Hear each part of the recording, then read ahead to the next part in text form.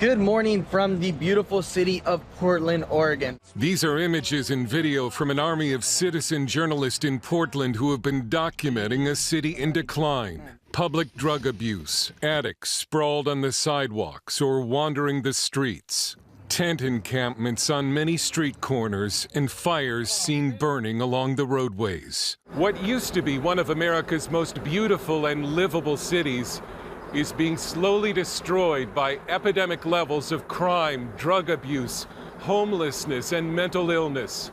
One local is called Portland an open-air insane asylum. We went to one of Portland's many tent encampments with drug and alcohol counselor Kevin Dahlgren, who's trying to help the city's addicts. Many of the tents you see here are supplied by Multnomah County. Dahlgren believes at least some officials are okay with what's happened to the city. How could they not be okay with it for as long as this has gone on, right?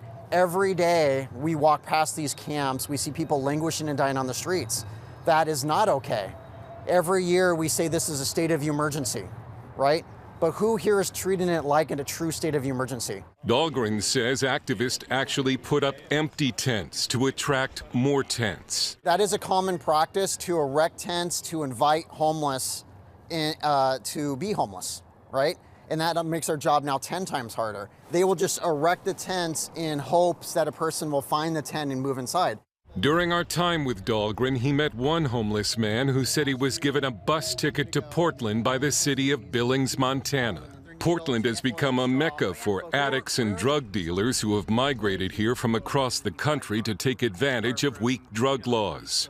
It's also attracted drug cartels. There were 11 drug overdoses on March 31st alone, and one pill of fentanyl can cost as little as $1. I feel like we've invited people to come to our city to kill themselves. A Portland photographer who goes by the street name of Michelle Ghost has been capturing the decline of the city through her lens. We're giving them the tools that they need to stay alive just long enough to end up dying on our streets. After rioting over George Floyd's death resulted in the destruction of large parts of Portland in 2020, Mayor Ted Wheeler thanked the rioters before he was hit with tear gas.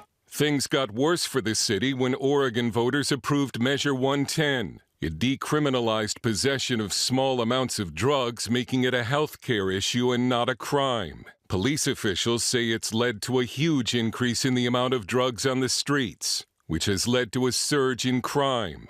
It wasn't always like this. Portland, Oregon, one of the nation's most beautiful cities. The citizens of Portland attend many fine churches. It is a family town.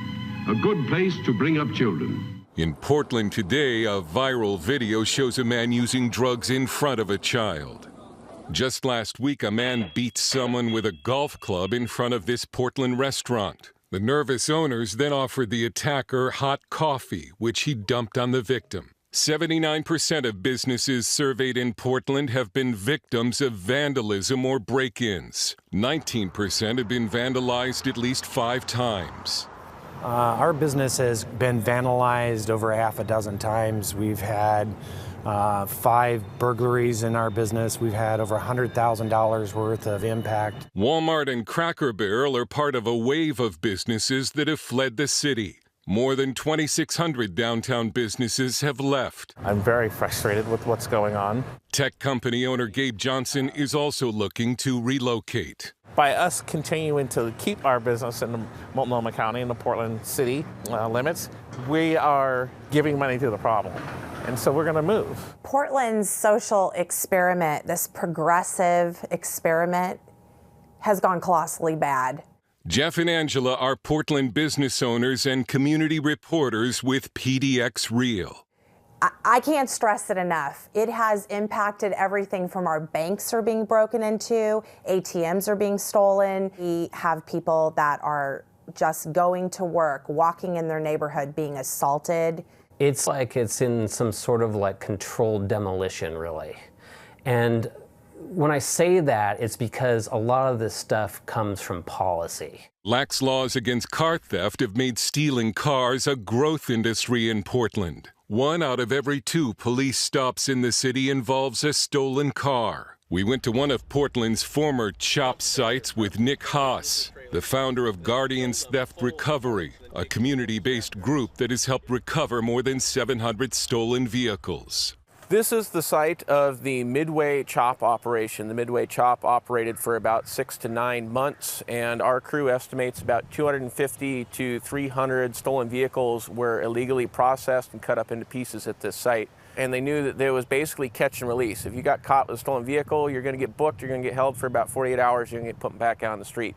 So it kind of became like a candy land for them. Critics call Portland the poster child for what happens when progressive policy goes too far. Portland officials are now conducting tent sweeps to clean up the city, and some believe Portland may be turning the corner.